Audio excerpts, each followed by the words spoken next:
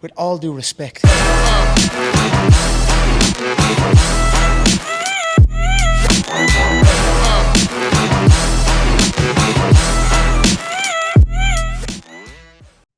Hey, we're Josh Ortegon and Gray Gaines, and this is With All Due Respect, the show where we keep it real about health, fitness, and performance. From weight loss to sports development, we're covering the conversations that matter. Follow us on Instagram at Phenom Fitness, PHNM Fitness, and visit www.phenomfit.com to check out our training programs, coaching, and gear built for real results. Let's get into it. All right, we are live. I start out every one of these with asking Gray what number this is going to be, and I don't think we even know. I know we need to get ahead of the Yeah, schedule, but I don't think that's going to happen. yes. It's I come 50 something. I come ill prepared every time, guys. So thank you. But we are With All Due Respect, and we're continuing our series that doesn't seem like it has an ending, called The State of Youth Sports. Right. I think we were going to do like a couple episodes, and now we're just flying through. And Mhm. I really think this subject is just connected with a lot of people, Yeah. and it's brought a lot of Gray, I don't know if you've had this, but a lot of people like message me crazy stories. Oh yeah. I mean, well, because the studio I work at, a lot of the women that are there are, they have young kids. They have kids that Yeah. are between 10 and 18. And, a few of them have come up to me and been like, I listened to your podcast on sports. And I was like, thank you. Yeah, right. I'm still amazed that people listen. Like, Yeah. yeah, right. I'm still amazed that people listen. But today we have Megan Cannon on, and I want to thank you very much, Megan, for coming on and talking. Can you kind of um, tell us a little bit about you, as much as like, hey, my name is Megan Cannon, and this is probably why you want to listen to me when it comes to the mental health of your youth athlete, and all the way from you being a wife, a mom, a mental health professional. Tell us a little bit about what you do, what got you into it, and we'll kind of go from there. Great. Well, first off, thank you for having me and for having these conversations. Um, I am super passionate about talking about the mental health of athletes and specifically youth athletes. So I think this is just really creating a lot of thought-provoking conversations that are hopefully supporting the people listening. So I'm really grateful to be a part of it. But yes, I am Megan Cannon. I live in Charleston, South Carolina, and I own my own practice, Megan Cannon Counseling, where I am a mental health therapist, and I specialize in working with athletes, both like teens and adults. I am coming from as a former educator where I was a school counselor for 12 years in the public school system and really enjoyed that and got a lot of fulfillment of being with high schoolers specifically and supporting them in their post-secondary plans. I also did some coaching during that, and so got my taste at what high school sports and at a very large public high school was like, and I loved it. And then my circumstances changed and I started having my own little athletes and decided to pivot. And my passion has always been sports. I was a college athlete, so I played soccer at Western Carolina University and grew up a two-sport athlete until before my senior year, where my basketball coach made us quit, pick. And so we quit. And I have an Yeah. identical twin sister, which is pretty interesting in that we both played on all the same teams. We both played college soccer. And then I also have an older sister who played college basketball. So we are just like a sports family. It's what we love. I ended up marrying a former professional baseball player. And so sports are just our thing. So it's not just a profession for me. It's really like what I love. And it's what I love to do with my kids. So like you can find me. I've got a almost 10-year-old and 7-year-old, and they're doing all the sports. We're gonna do I got to sign up for flag football for the fall. We'll do basketball. We're in baseball now. We just started an all-star finishing travel, and it's so full, but it's so fun because that's just like what we love. And so like that's part of like our family culture. And so when I'm working in this, like a lot of it is like what I love in working, but a lot of this is about me learning to be the best sports parents I can be. Even though I know my kids will get to a point where my voice is less important, I want to make sure I give them voices to where they're going to hear it, because that's just what happens. Like I could be saying the same thing she's saying, he's saying, but like because I'm mom and I also tell them to go pick up the room and take a shower, it's just going to land differently. And so I like to be that voice because I know that they're listening and they want, and even just in the community, people need to, like the kids need to hear this. They need to know what the pitfalls of being a student athlete is. They need to know what to look out for as far as how to protect their mental health, how to support it through different adversities that they're going to face. And they need to know what kind of support is out there available. And so that is something, while I do that individually one-on-one, I also really love teaching and going out to schools and talking with the student athletes or talking with coaches and doing trainings for parents. And that's just kind of, I guess, a leg of my business that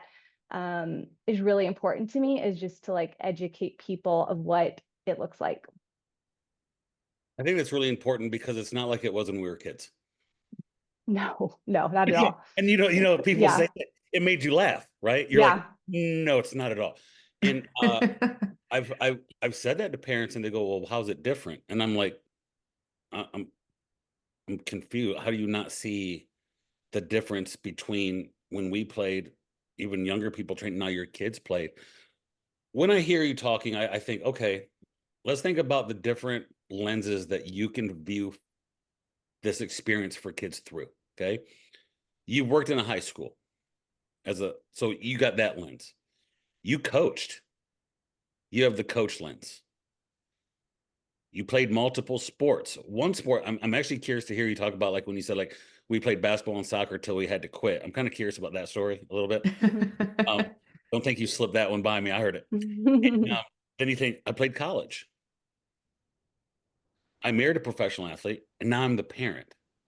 Now I own my own practice. So I just named like seven different lenses that you can look at this experience through. So when you talk to an athlete, they might say, well, you don't know what it's like. Well, no, I do. I know what it's like. You talk to a parent and you go, well, you don't know. No, I know what it's like. I can view, well, you don't know the environment of the high schools. No, I worked in a high school. Well, my coach is that, no, I was a coach. Like, you can't, there's no running from accountability. I feel like when you're working with somebody like yourself, right? And at this state, when you say I'm educating people about, sports, right? And the experiences, and what would you say is the most blaring conversation, or the what's the front conversation you think you're having with parents and or athletes? It might be separate, like the ones with parents are different than the ones with athletes.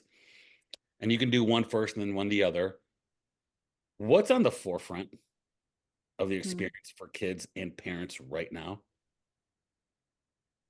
For the kids, it would be pressure. More than likely pressure and expectations that parents have put on them because of maybe years of investing in it, their time. And then they get to a point where they're just not sure if this is what they want to do to continue. And so really kind of figuring out that identity piece of like, hey, like this has taken up a lot of me. Maybe my interests have changed. Maybe I want to try something different, and not feeling necessarily comfortable that they can have those conversations with their parents. And then really with parents, not being self-aware enough to know that they're the problem oftentimes. And they're not the ones that are going to go seek help. They're not the ones that are going to probably be listening to this because they don't see it as that they're doing anything wrong. They're just seeing it as like, I'm giving my kid every opportunity. It is my job to tell them what they did right and wrong after every game. It is my job to sit in every practice and see how hard they're working. And that's just not the case, because again, all of that adds to the pressure that's getting placed on the kids.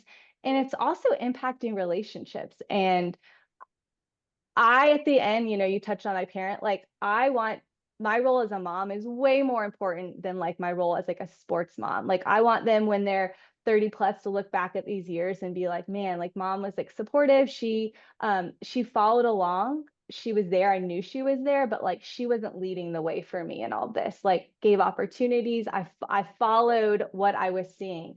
They're super into it.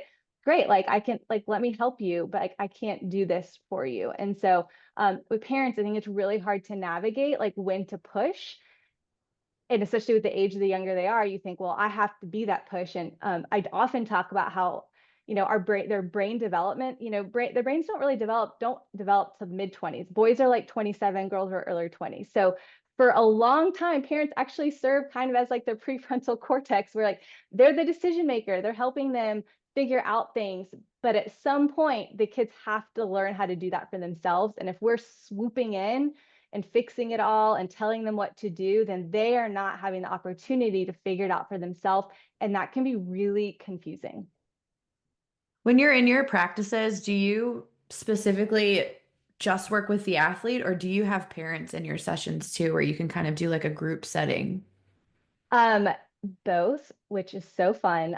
Oftentimes I will do it separately. And Mhm. at first, like I would have the Right. parents come in separately so that they don't feel, the kid isn't like overwhelmed, and just kind of get their perspective.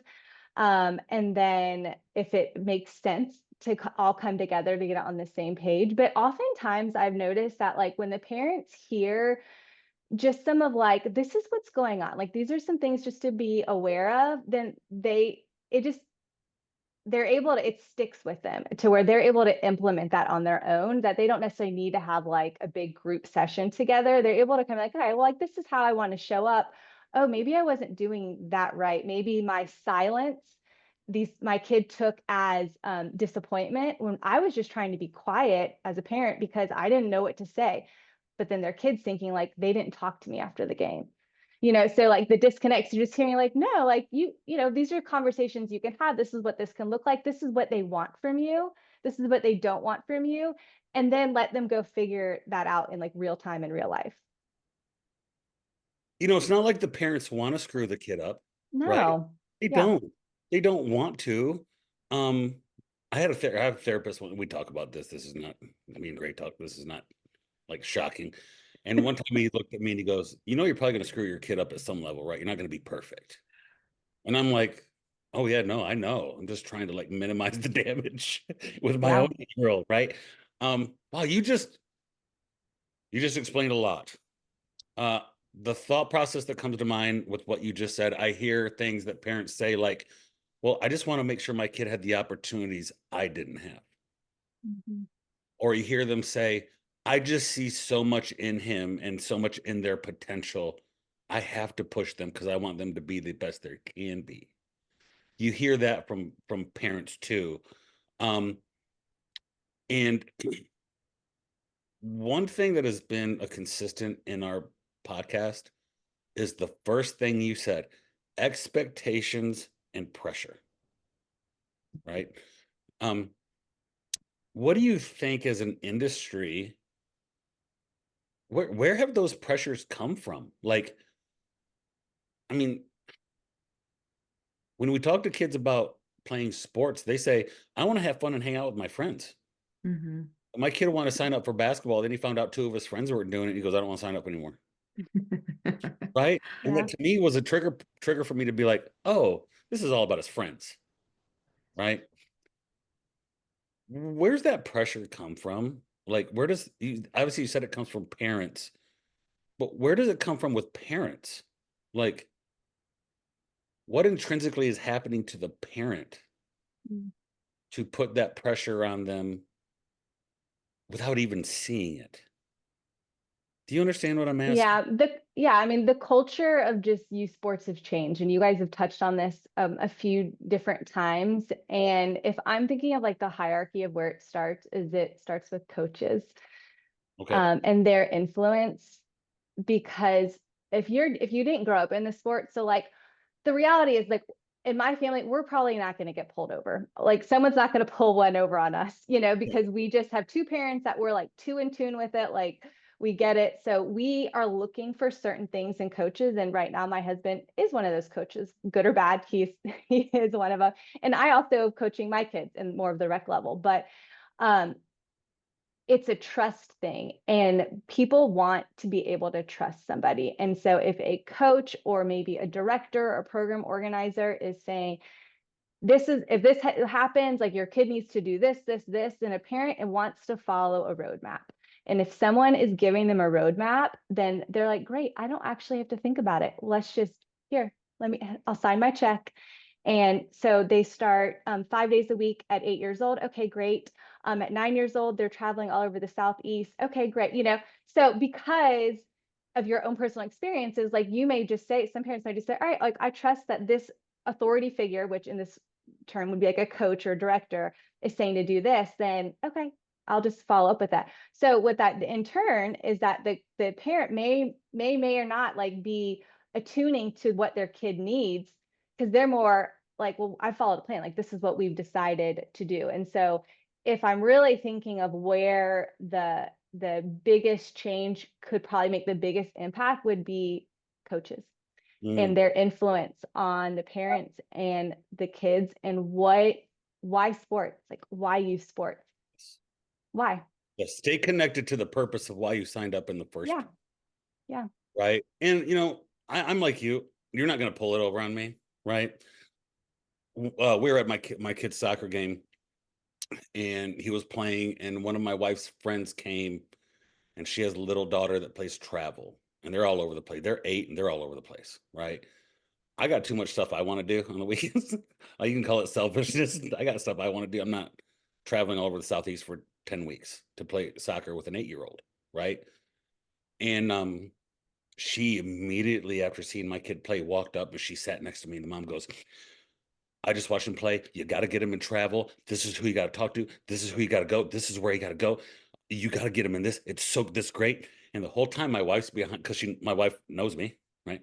The whole time is looking at me and like staring at me like, oh, this is gonna get bad. Like this What's he is gonna say? like, please don't. Like, she's looking at me like it's my friend. Please don't just murder her right here on the field with why you're not doing those things. Right. Mhm. And I'm just like, okay, all right. And then I was like, hey, I got a book for you to read. And I sent her that book, that author, that book that the guy More than wrote. just a game. Yeah, thank you. Mhm. Second time I forgot the name of it. And and you're right, they're probably not going to pull one over. In fact, my guess is with you, Megan, if I'm a coach and I'm coaching your kid and it's soccer, baseball, whatever, and the kid signs up and shows up and I get to know you and I find out that you played college soccer, your husband played pro baseball, you're you work in the space that you work in for mental health for athletes. I'm probably a little intimidated. I like, oh, I can't screw this one. Like, I can get exposed Mhm. here. I don't want to screw this one up. Mhm. Right. Do you think that, I mean, you say that kind of like, wow, I've never thought about that. Yeah. Um, yeah, I guess that probably could Yeah. land on maybe potentially some like insecurities that I some would people say might so. Yeah. have about it. I 100%. don't I don't really want to ever come into this space, especially with my own kid, as like the expert. And so I am actually probably way more quiet, and less like, I don't talk about that. Like I would say on my kids' teams, like they probably, most of them probably don't know that that's what I do, or how that influences. This is me on the sideline. Yeah. Right? Like, and a lot of it's on purpose too, because I'm like, I am my brand, right? You guys are Mhm. your brand. So like how I show up in the sports world, it matters. And like, so I can't just talk about this stuff. Like I have to live it and believe it. And I do. And so it's not hard for me, but like I do work on, a lot of the stuff I talk about is like, regulating our nervous system, which is a huge part of success in athletes. And like you see parents who obviously can't do that very well. And then, you wonder why like their kid can't do that either. And so I want to be the calmest person in the stands, because I know that my kids are going to feel that from me. And like I get to teach that and model that to them. And so, my role as like a parent, or if I'm in here, like I'm a lot less fiery in my real life with it, because I just want to be, but I could see, I guess, how maybe down the road when they get older and how that shifts of like how conversations. But I mean, I'm not like, I look for certain things in coaches, and there's a lot of like hard nose for me about how things I would not integrate. Like I would not, like, I don't care if that's a winning program. That's not how we want our kids to approach this. How the coach speaks to the kids, how practices are set up. That's all important to me. And so would I insert myself? Not necessarily, but like we probably just like it wouldn't be a part of it to begin with. I think that's an interesting point. What would your coaching red flags be? Because I feel like a lot of parents don't know how to identify that until maybe they're so deep in the program that their child is miserable. They Mm-hmm. don't know right off the bat, like, what am I looking for in a coach or in a program? It's a great question. Yeah. That's a good question. I just did a reel on this, so it should be top of mind. I had to limit it to just a few. How a coach speaks is really important to me. And like, I just don't believe cussing at a kid is necessary. I think we could use a lot of different motivational, like verbiage. Is like the cussing, like, oh, that was, it's more of like when it's directed. That's what I mean specifically. Where it's like berating and degrading. I am highly offended by that because it just doesn't work. Like you can be tough on someone without berating them. And so how they speak to the kids. I would also say what their views are on like the athlete as a whole. Like, do they care about my kid? Do they care what they're doing when they're not playing whatever sport this is? I'm a huge multi-sport proponent. I don't believe any specialization should really be happening. Research says really it's till after puberty. Like you don't know what you're working with until after that point anyways. And so like let them play it all. And if a coach is like, no, you can only do this, then that is a big red flag for me. I would want them to be able to, like I said, holistically, like if my kid was like having like a couple off practices, are they just going to yell at them and tell them to work harder? Or are they going to maybe pull them aside and just be like, hey, like, is something going on? Like, and not that they could fix it, but just like showing that they care more about him as a human, not just like their performance. That's really important to me. Communication, how they communicate with parents, and how, as we're all navigating this together, I don't over communicating is not a bad thing, because again, you have a lot of people who are going to create a narrative. And so whether it be specific to playing time, like I want my kid to be able to say like, hey, if I'm not playing, I can go ask my coach, like, what can I do to work harder? I will say this, my 10-year-old, well, he plays like 9U and 10U baseball. There was a little boy who walked up to my husband, who's one of the assistant coaches, after a game, and he just walked up and he's like, coach, like, what can I do to get better? And I, as like a 9-year-old, and I was so impressed. We got in the car, and then he was like so surprised. He's like, no, you're doing great. I was like, well, do you know how much like courage that took for him to come ask you that? He's like, I know. I was just like so surprised that he asked that. It's like, I know. We'll follow up with him and give him something, because like he's wanting to know, like he's asking, like, what can I do to like contribute more? How can I, and like, how do I get more playing time? How can I show up better? And like, I want my kids to feel comfortable doing that, because like that's not my role. Yeah. Yeah. I like to think that So that boy too maybe went home, was upset he wasn't contributing more, and maybe the parent went, "Hey, buddy, why don't you go up to the coach and just ask him what you can do to be better?" yeah. 17-year-olds that can't do that. I Right? know. And that's why I think I was so impressed, because like those are conversations like I'll have if they're complaining. I'm like, well, what does it look like? Do you know why you're not playing? Well, no. Okay, well, what would it look like? Because my role is not to tell them what to do, it's to help them, like give them language and to lead them into figuring that out. So I would say something like, well, what would it look like? What would you want to ask if I was your coach right now? What would you want to say? And like we might work on like a little role playing to get them comfortable with like what that could look like. And then maybe I could offer a couple suggestions how to keep it short and sweet. Because generally coaches oftentimes like that could feel uncomfortable, because it's not, if they take it as a direct attack, but more it's like, I am asking you this for my own personal knowledge because I care. And that, I believe, goes a long way with coaches, because it's showing initiative that like, hey, this person cares. They're not just sitting on the sideline kind of moping around. They're wanting to get better. Whether that is going to make a difference or not, who knows? But if you're looking down the sideline and you just talked to a kid the other day and they were asking about like what they could do to improve, and you're looking at a few other options, like, I don't know, maybe it lands on that kid a little bit more often than it doesn't because of that. You know that kid wants to get better, so I'm going to Right. give opportunity, Yeah. right? That's a conversation that can go. That's a situation that can go toxic so fast that to avoid the toxicity, a player scheduling time to talk to a coach to say, what can I do to get on the field more? Or what can I do to get better and contribute more? If a kid will do that, you can get ahead of so much possible toxicity that can happen. For example, the parent will email. Well, my kid said he's doing everything he needs to, and he'll send a copy to the coach. He'll copy the director of the school or the director of the program. My kid's doing everything and said he's better than everybody else, and he's not playing. Coach must not like my kid. Mm, Why is my kid not playing more? He's telling me yeah. this, right? That can lead to a very toxic situation that can kill the culture of a program very fast, because the more the parent, I guess at a younger age it's different, but as the older age gets different, um, I've never seen a culture of a sports program improve where you have highly involved parents that go beyond just supporting the kid. Mhm. If it's just if it's highly involved parents who spend a lot of time supporting the kid, great. Support the kid, encourage the kid, right? Teach the license to the kid.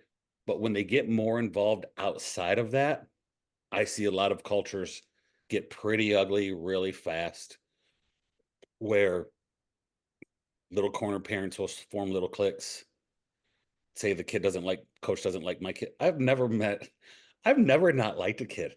I can be honest with you. Now, I might think he's a little knucklehead sometimes, but Mhm. I've never not liked a kid. And here's another thing about especially boys sports. A coach will play a kid sometimes if he is the spawn of Satan, if he throws 94-mile-per-hour cutters. Yeah. Telling you this about men right now. The Mhm. kid can throw a 93-mile-per-hour cutter, an 82 changeup. He could be the spawn of Satan with horns. He's starting game one. Like, that's just how boys can be that way, right? Mhm. I have a question, and this might be, and I think this is going to be one that can relate to some people, most likely you personally.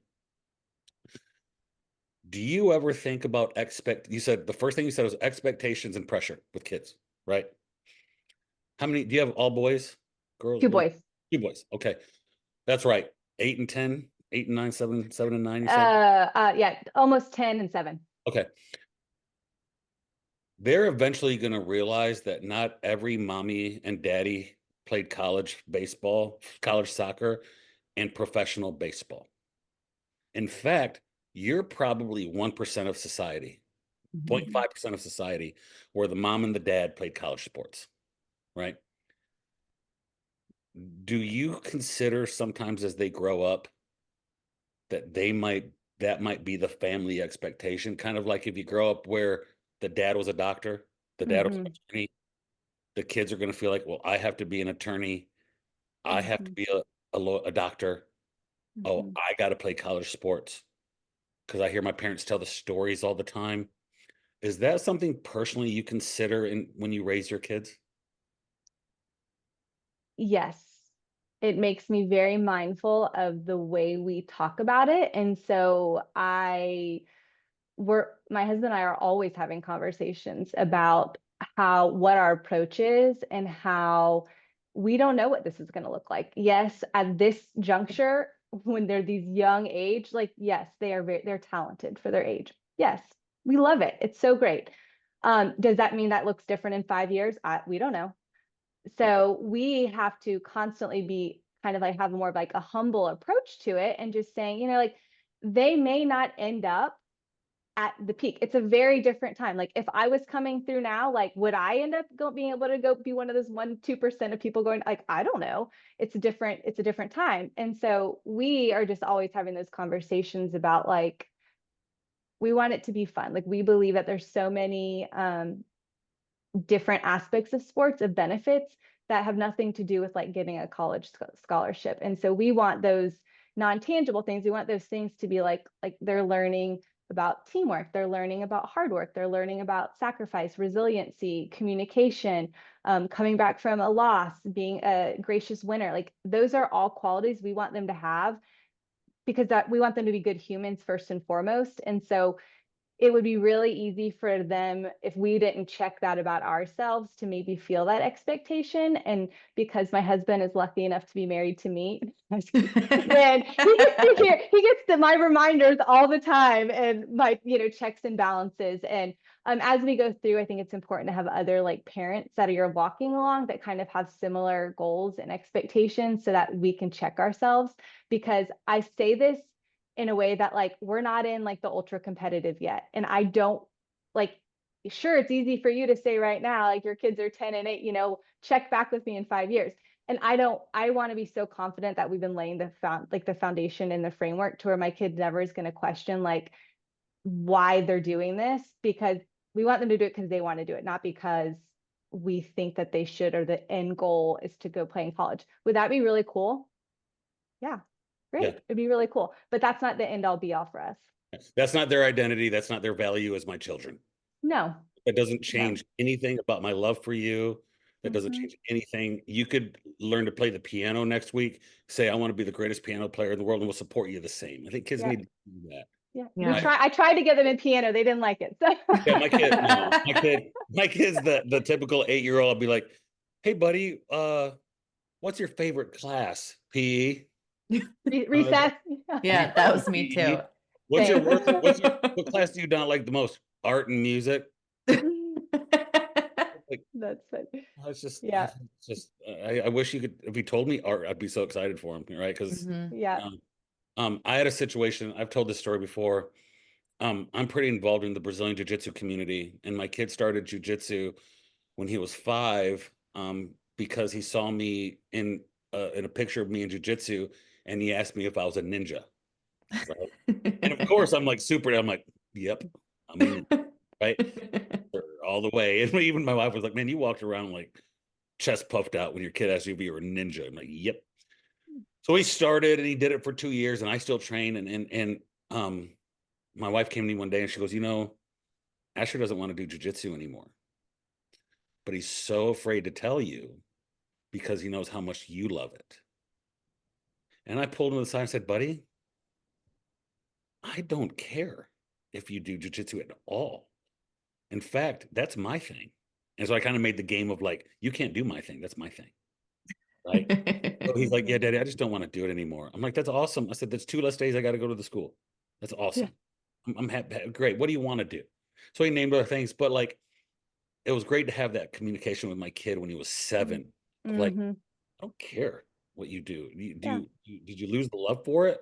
Now we're going to finish out the month because we pay for it. I'm big, like you start it, you finish it. We're not. Right. To me, quitting is one of the first. It makes me want to drive like knives in my eyeballs when I hear about just quitters and quitting. Right. But at the end of the month, you can be done, right? And it's okay to go do something else, but you're going to do something. Like we're not in front of the iPad. Like that thing will go out on the street. But that was great to have a good communication conversation with my kid of like, buddy, you can come to me and say you don't want to. Yeah. Miserable. I think most parents would probably agree with you, that it's not really a big deal. My parents were always like, if you want to quit what you're doing, or not quit, but like if you want to stop after this season, that's fine, but you will be involved in something. But I do think that there is some kind of like fear, probably from the kid and from the parent, that they're going to lose like a bond that they might have. Right. So like like if my brother wanted to quit baseball, it's kind of like that was my dad's favorite sport. And, it's what my brother played. And so it's almost like there's a loss of maybe a bond there between the two of them. Really good point. I can think about that. Well, Yeah. like you know, we were talking about with my lacrosse coach when she came on, when if Asher were to ask you to play lacrosse, you'd be like, I have no idea how to do that. It's so different having a parent that knows how to play that sport versus not. Like if Mhm. when I started playing lacrosse, my dad was like, I don't have a Yeah. clue what that looks like, you know, because I Yeah. played soccer my whole life. Yeah. So Yeah. One subject we talked about it before we went live. It's something I would like to discuss. Um, Working with the mental state of kids around an injury. Mhm. That's a big thing for me because I've been in rooms when kids get told their ACL is gone and they lose it. Right? I've been in rooms where, a kid gets hurt and they'll look at you and they're like, "Is it bad?" And you're like, "I don't know how to like like Mm. I had a kid one time, we thought ran out on the football field. The kid was down and we thought his shoe fell off to the side of his foot. Like, oh, his shoe came off. We'll just put his shoe back Oh on. no. And his foot was still in the shoe. So I was like, I think it's ugh. still in the shoe. I'm like, this is not good. Like the foot's off, right? Talk a little bit about, because you said this is an interest for you. Talk to us a little bit around the getting the courage and the confidence back. Well, first, dealing with knowing I have an injury. I'm a young kid. I Mhm. have an injury. This is my sport. This is what I do. I love doing it, and now I can't do it for a long time. Talk to us a little bit about that, and then the confidence and the courage to get back to their sport. Mhm. What you're seeing. I think this is a very under discussed subject with Mhm. the 13 to 17-year-olds, Mhm. right? Because you sit down with an 18-year-old and tell him your UCL is done, you're having Tommy Johns, and you're probably done for a year, and all of a sudden you're done. Talk to us a little bit about that, what you're seeing, what you want to do in that subject, and Mhm. educate us on that. Yeah, I agree. It's definitely not a topic that is discussed. It's really easy to like, how do we physically heal this injury, but like the mental side of what it takes. And if you really, I mean, if you get back into like these preteen, teen years, like thinking about like what sports offer, one of the big perks is that it's your social, it's often your community.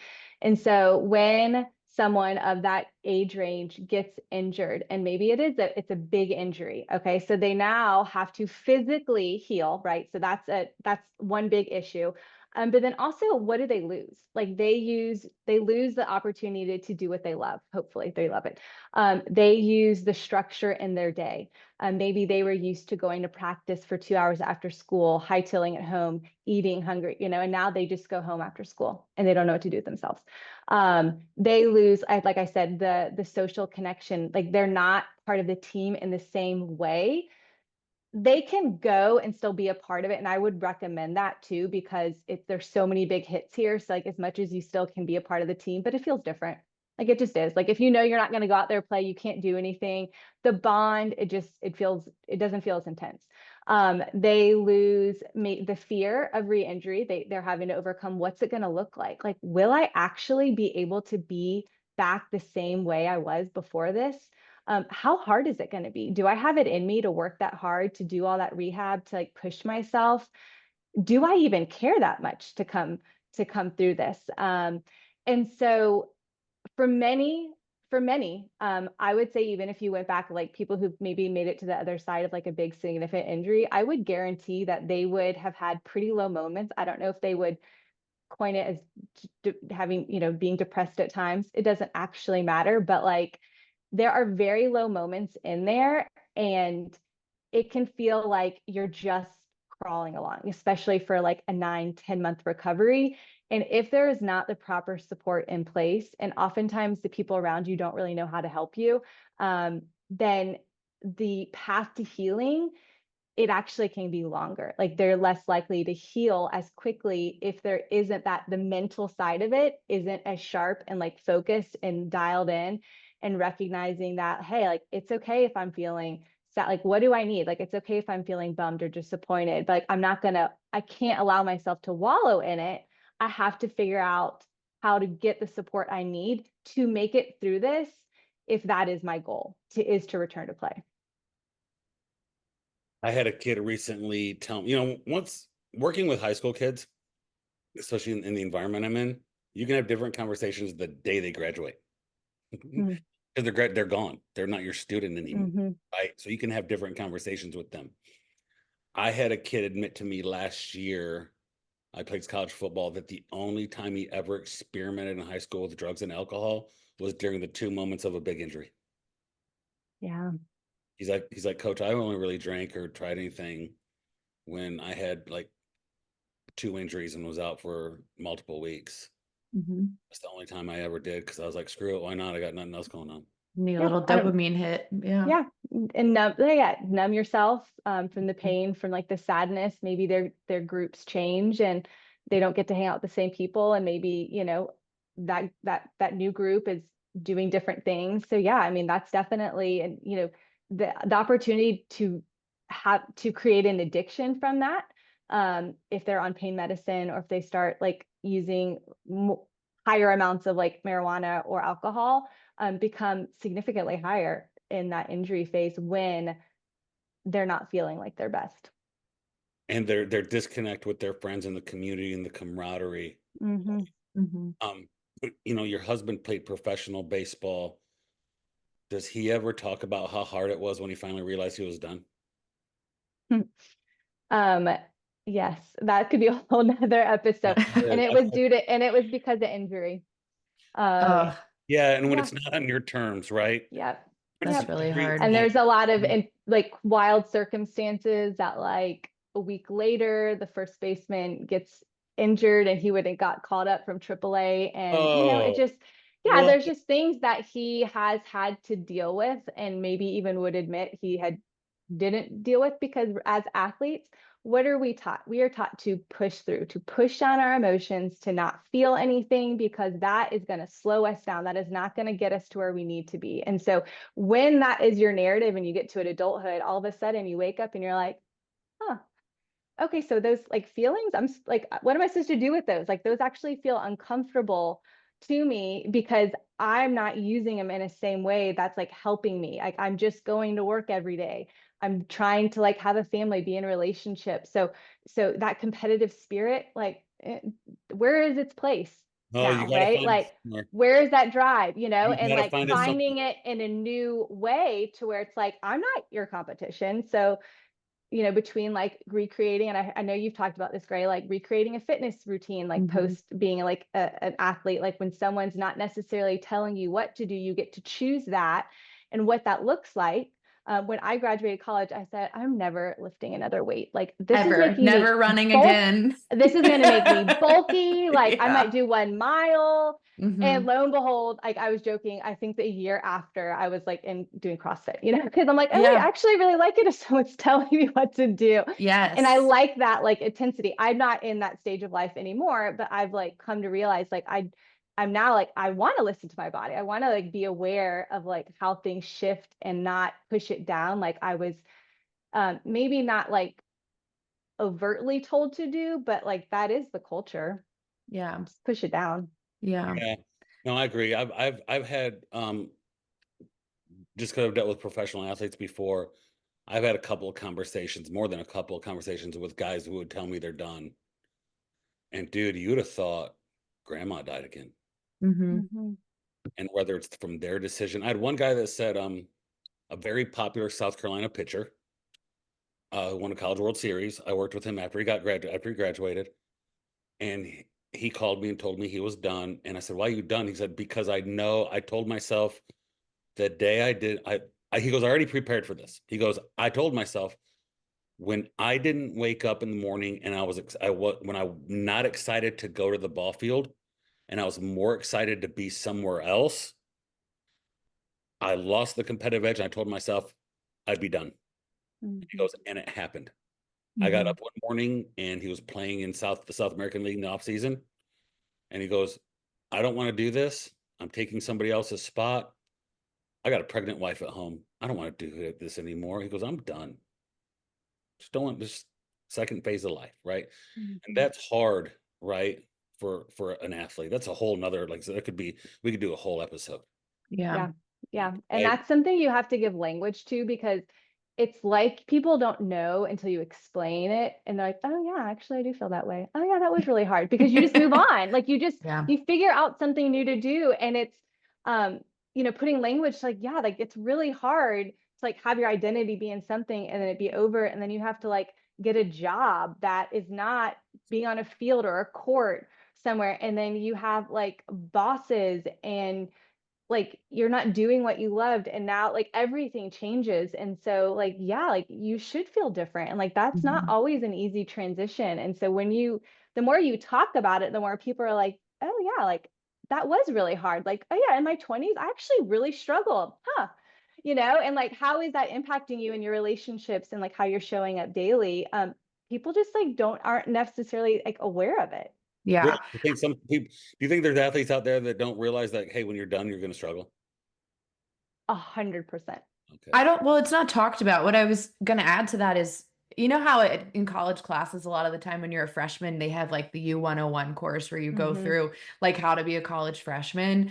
I think there would be such a good place for some kind of same format for a semester of a high school athlete that's graduating and going to college for the first time, not playing their sport, or Mm-hmm. like some kind of meeting for a college athlete to go to that's not going to move on to a professional level, because most don't. There isn't a Mm-hmm. professional level for a lot of sports. I 100% fall into that same thing of like what you said. After I finished my last high school game, I was like, I'm not lifting again. I'm not running again. I will never touch exercise ever again, because I've just been doing it for the last, 15 years of my life, and I'm ready for a break. But if I would have learned how to properly implement exercise in a fun way where it didn't feel like work, just being a college freshman, I'd have a very different college experience. Mm-hmm. Very Yeah. different. One of the things I want to talk, you brought up expectations and parents' involvement. Um, I'm going to bring up a scenario, and I want to talk about this scenario because I think this is more common. Um,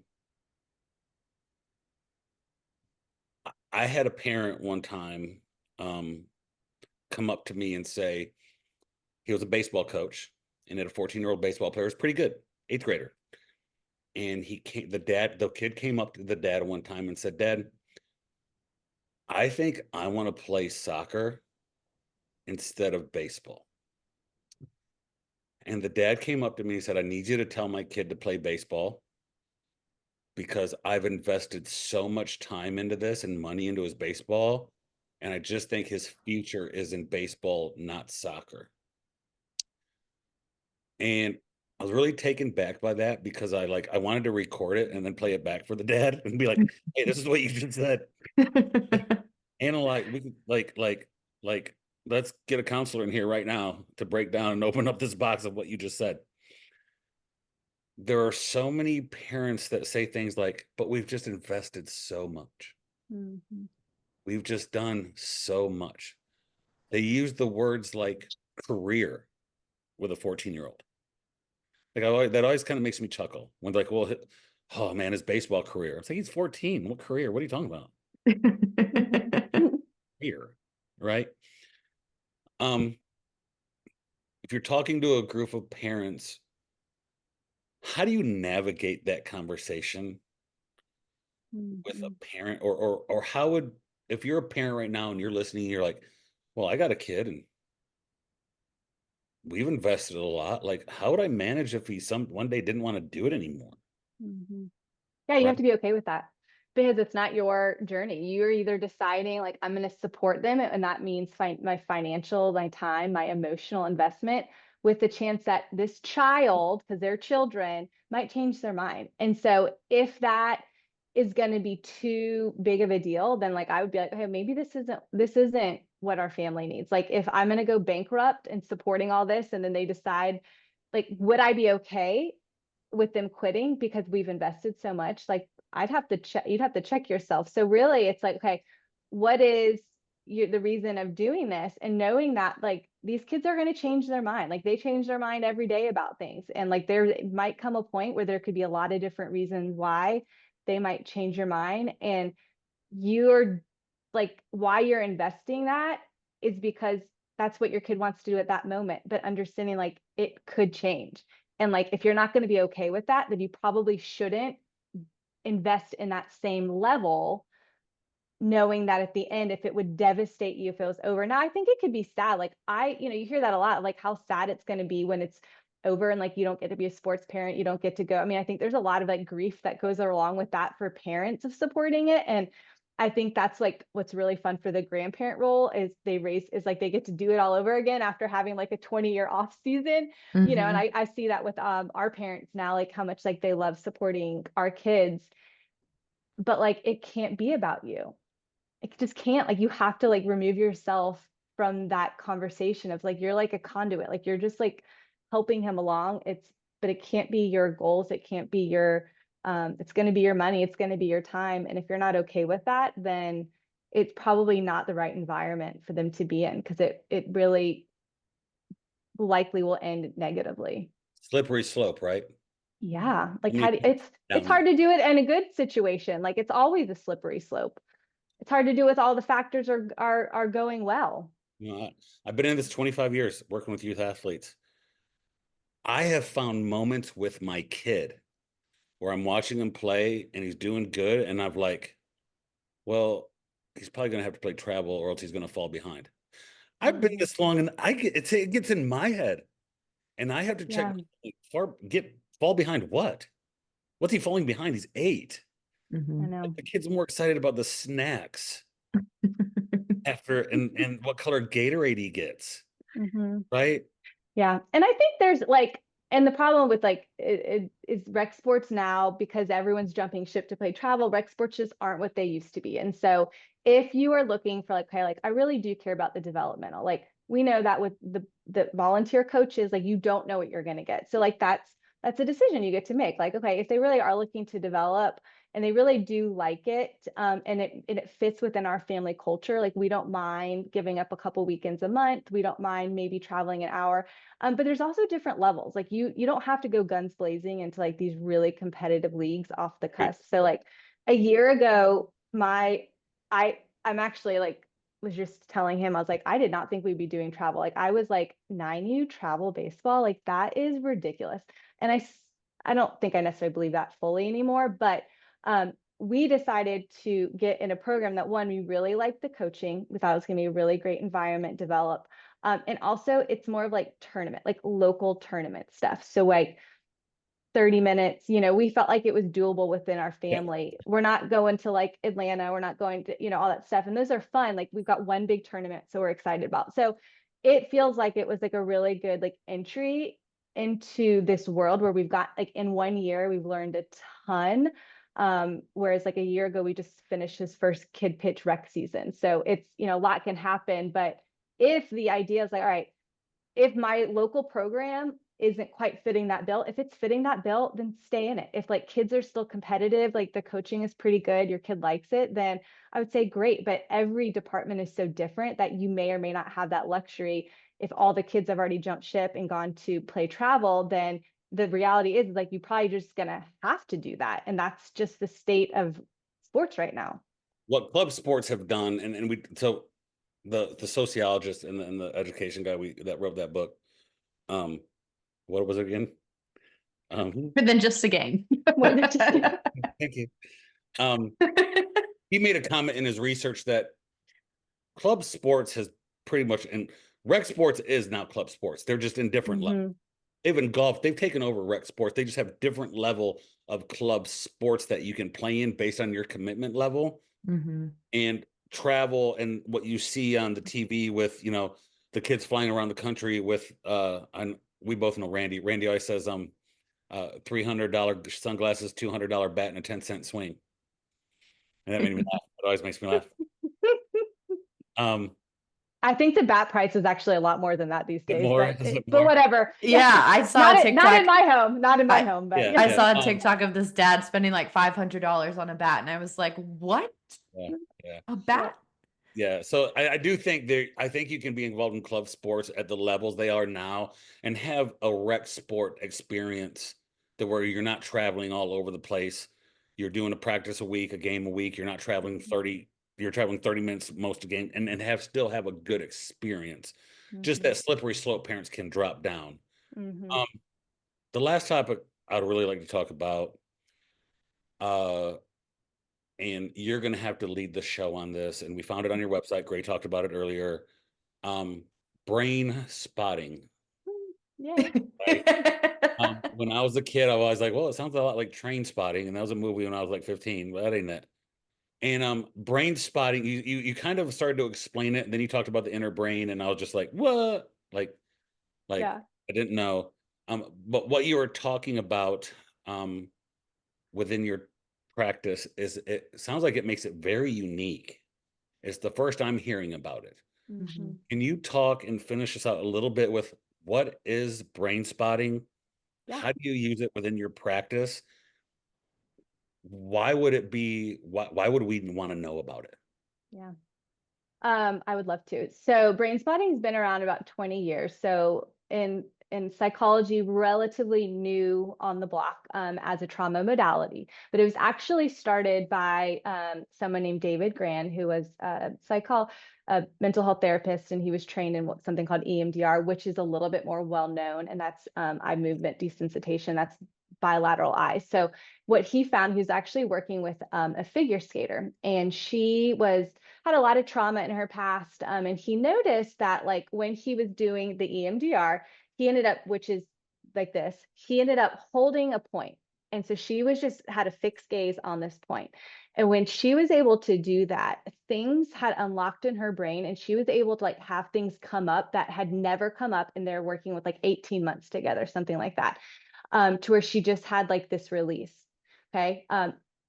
Why she was seeing him is because she was having a performance block with one of her high level skills, twist, double axel. I don't know exactly what it was. I can't remember. Doesn't matter. So she was able to process, which is what we call it when when you have a fixed eye gaze, because we know where you look impacts how you feel. And so she was able to unlock a part of her brain that she just like hadn't been able to. And with that processing, she released a lot of just stored up emotions and trauma. The next day, what do you think happened at her practice? She hit that trick. She hit that trick. She did, because mental blocks are blocks of the brain. They're blocks of something that has happened. It could be a sports injury. It could be an embarrassing moment. It could be fear of failure. It could be a lot of different things. We don't always know what it is. And so what brain spotting does is it allows you to have like a designated time to access a part of your brain that we just don't have access to like on a daily basis by finding what's called a brain spot. And so as my role in it is we first would talk about like an event. And so say you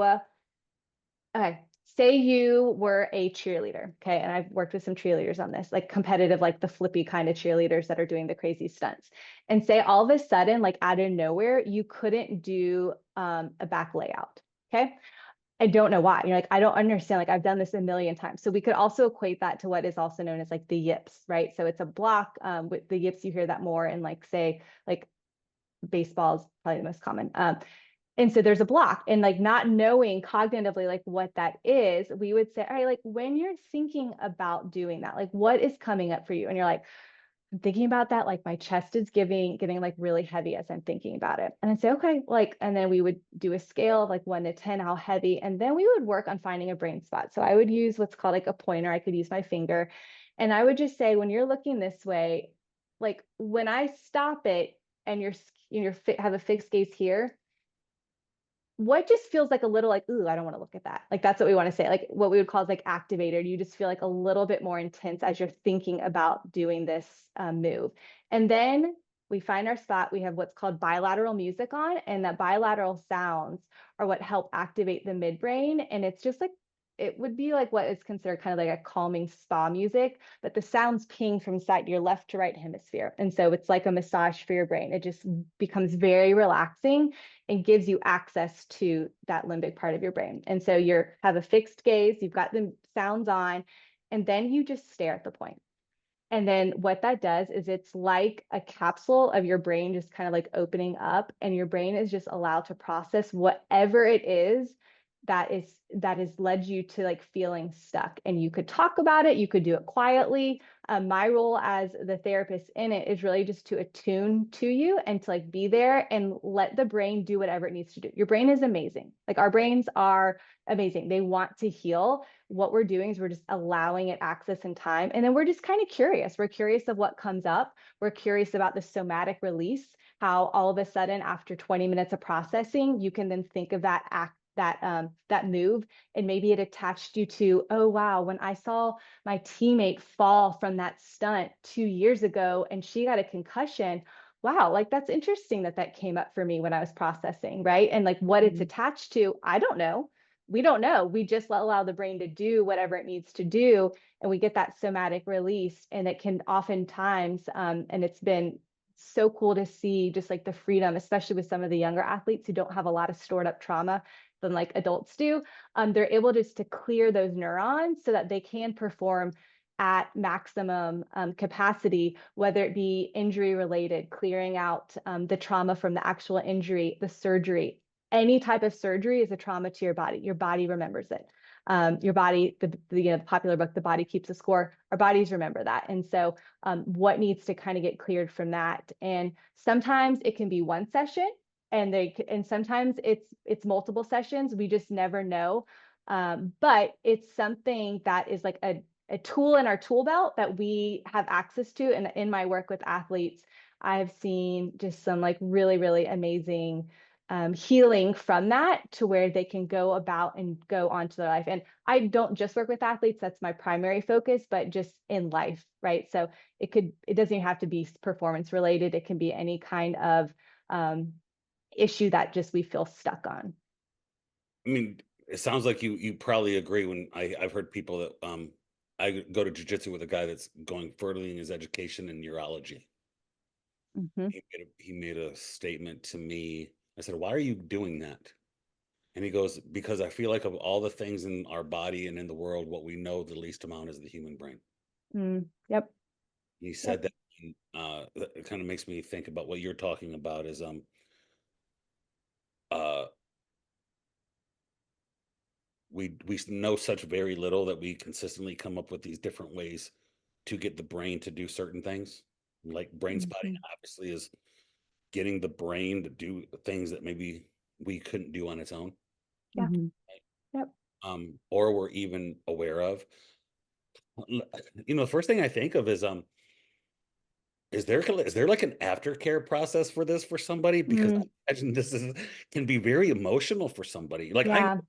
I have a friend that the yips almost ruined his professional baseball career. Mm-hmm.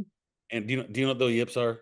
Well, it makes me think of like Simone Biles too with the twisties. Yeah. Yeah. Exactly. Yeah, Just like like Yep. high performance athletes can't connect with what they're doing. literally it was a catcher Yeah. who throw the ball back to the pitcher.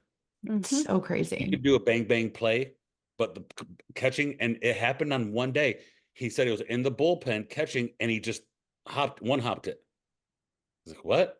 Then the next one, like, couldn't threw it over. He just couldn't find the pitcher, to the point that he would catch and roll it underneath in bullpens Mm-hmm. because he's like, I ain't gonna try and throw. This is embarrassing. Like, Mm-hmm. done, right? Yeah. So there's obviously a psychological thing because he's been doing it since he was 8, throwing the Mm-hmm. ball back. Give me a break, right? Hmm. And if you're not aware with that, you're probably like a coach and you're like, hey, dude, throw the Get it ball together. back, bro. What are you doing? Yeah. Like, are you drunk out here at baseball? Like, what do you do? See the glove, hit it. What's the problem? Right. Mm-hmm. And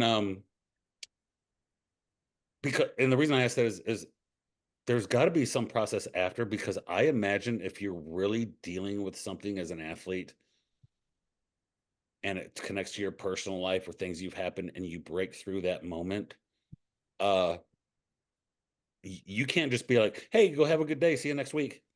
Yeah. Right? Yeah. They're Well, and probably that's go home, sit in yeah. the dark, stare at the wall and be like, what just happened? So, and that's why, yeah, I mean, that's why doing it with a trained professional, because like in itself, as I described that, you can do that. And like it's called gaze spotting. It's like you could have access to like finding a spot and like letting your brain process. However, with being with someone, you feel like the safety, because you are a completely um aware of what's going on. It's not hypnosis or anything like that, but like just my presence, it makes you feel safe. It makes you feel like, all right, someone's got me. Okay. And so that's like the benefit of doing it with a trained professional.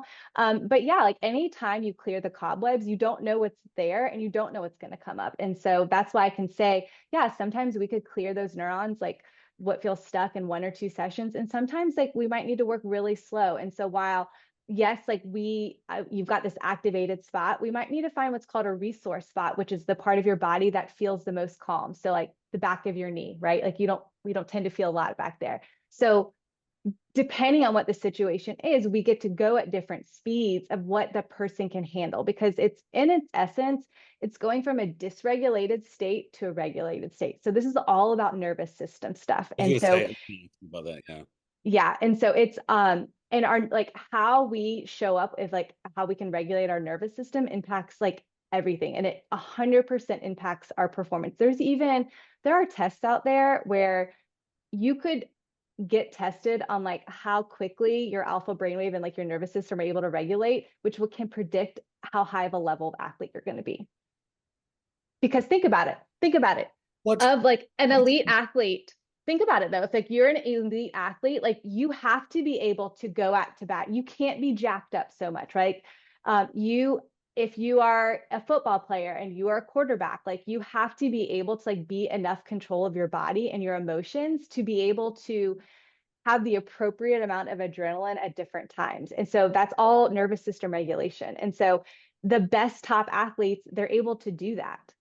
They're able to know when they need to take a break. They know when they're able to rest, because when you push through, that often can lead to injury and doesn't necessarily make things better. And so you're not saying, oh, I'm not playing well, I gotta grind hard, I gotta grind harder. Maybe you're saying, maybe I just like need a break for a second. Like I'm okay. Maybe I had a bad outing. Maybe I just had an off week. And if you're a female, relating it to hormone health, which is something I talk about with my female athletes, like we don't show up every single day because our body and our cycles aren't the same every day. And so the more we can understand how the body works, the more grace we get to have with ourselves, and understanding like just because I ran that 40 time yesterday, I didn't today, doesn't mean something's wrong with me. Maybe there's some other environmental factors that I could consider.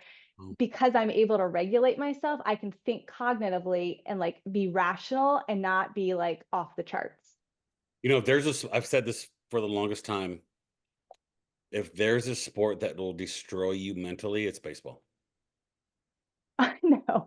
It's the Baseball, hardest sport. Yeah. baseball from a psychological, emotional standpoint, I've seen it will emotionally destroy somebody Mm-hmm. when they go 0 for 16, Yeah. can't throw the pitch down the middle, the ground ball. That sport I've seen, you have to be so mentally tough, and you have to be able to learn with so much failure. Mm-hmm. Some of the best baseball players I ever worked with have told me that the reason they were so relaxed when they played baseball was baseball wasn't their favorite thing to do. Yeah. They didn't have as much invested Never emotionally. busted. So I went out and had a bad inning. It's all right. Not that big Mm-hmm. of a deal. It wasn't my first sport. It's the one that paid me the most. So it's like, I'm like, not that big of a deal. Right. Yeah. I've had pitchers be like, I was really good at pitching because I really didn't care I pitched because I loved hitting and playing first base more. Just so happened that pitching paid me. So I'm a millionaire now. Right. And there Mm-hmm. just wasn't a lot invested in it. Right. Um, that's so intriguing to me. It makes me want to come see you. It makes me want to be like, it does, because like Yeah. one thing that me and Gray talk about is I don't have central nervous system regulation. I live in the red 7 to 10 24/7. Yeah, you do. That's why I like jujitsu. That's why I still like Mm-hmm. fighting. That's why I still like lifting. That's why, like, I hold my phone. I probably have handprints on my phone. Everything I grab, my steering wheel probably has handprints on it. Everything is a 10. I'm talking a 10 in my life. Like, there is no like, let me just kind of learn about that a little bit. It's plug the nose, jump in full speed all the way through, go until you're bloody and your body can't do any more, then it breaks. And then, that's just my nervous system is peaked 24. Well, you have your fight, flight, or freeze. And when we're in a constant state of any of those, we're not regulated. And so Dude, I agree. with athletes, and you must be really tired. But you No, my can't actually, sleep scores are horrible. We track sleep. Sleep right, scores are horrible. HRV is right. horrible. Yeah. Anything about my automated nervous system, my nervous system is fried 24/7. We have a group chat with a friend of ours that's the PA, and he's like, "Well, you probably need to do this or this." I don't know how. Like, I don't even Yeah. know what to do there. Like, I don't even know how to exist in that space. Like, my central nervous system, I'm constantly in a battle of bringing it down, Hmm. right? Yeah.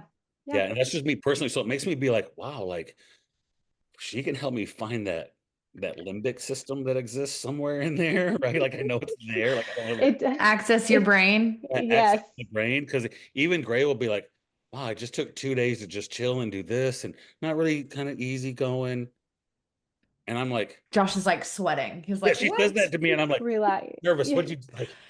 What'd you Like, do? great, I'll meet you at the beach in a couple weeks when you move here, Yes. right? And we'll just Yes. read a book. We may or may Yeah. not And talk. I'll We just can sit just there. go to Yes. walk. We Yes. could all sit there. You guys could read a book, be chilling. I'd just be staring at you like, what are we doing? So can we get up now? What are we, what Yeah. are we, what are we, what are You we, got to go play a game. like, I gotta That's what I figured out about the hit my beach head with something.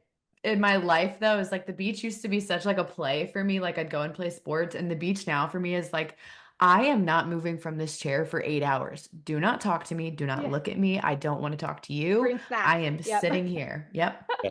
You offer me a snack, I'll say yes, and then go back to doing my I thing. love I love this conversation. I'm so intrigued.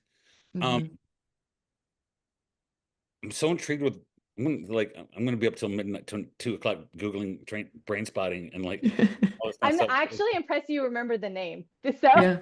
it's Yeah. sticking. It's good. I can't Yeah. name a book I've read twice, but I know. yeah, in the last month I've read a book twice, and that's another thing. My wife makes fun of me because I get fixated on subjects, and Mm. it's like someone will be like, "Well, what do you know about this?" And I'm like, I don't. Well, for instance, a student of mine's father moved here from Iran, and he escaped the Iranian Revolution in the late 70s. And he was telling me about it. And I came home last night and had every browser open about the Iranian Revolution for like 2 hours last night. And I'm like, I don't know about it.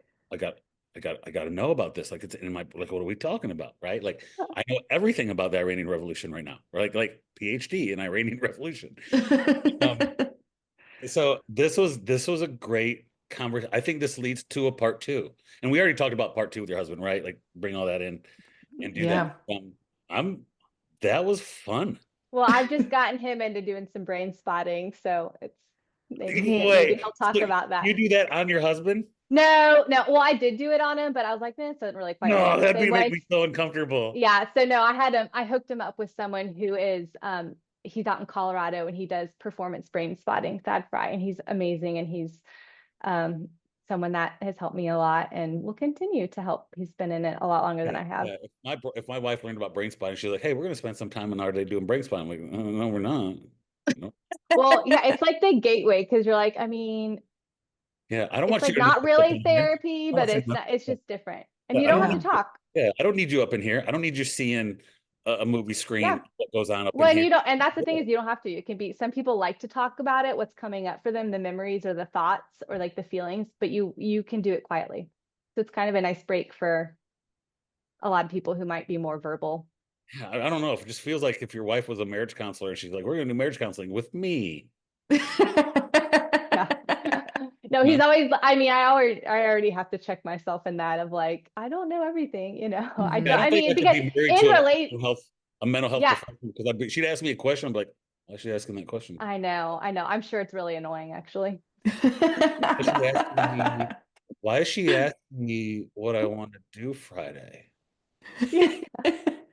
Yeah. I think it's important though. You turn the hats off, you know, like just like with your Oh, Yeah. role, like, yes. you know, you turn it off and maybe every now and again it seeps in, but you know, I don't bring my feelings wheel pillow No, home that's or the anything same like way. that. So Doing what I do. Like my wife will be like, my low back hurts, and I'm just like, in my head, I'm like, your low back hurts because you wear high heels all day and you don't do Jefferson curls and your core's weak and you got tight hips. And you got when actually, like, oh baby, I'm sorry your back hurts. Mhm. Do you want a massage? That's what you Yeah. say, right? We Yeah. have a massage gun. But I Yeah. have to go through that in my brain of like, Here's the 10 reasons Yeah. my back really hurts. Yeah. Mhm. Oh, I'm It the makes same me way feel with my better, fiance. and then I Yeah. go, it's fine. Yeah. hmm Every Thank time. you. Thank you very much for doing Thank this. you. This was so Um, fun. we put it in and we get clips out of it and we'll send it to Mhm. you. I'm really curious how it gets clipped out because I'm like, in my brain as we were talking, just doing this, I'm like, we got to put that out. We got to put that out. We got to put that out. So thank you very much for coming on. I really appreciate it. Yeah, that was That's awesome. great. Thank you. With all due respect.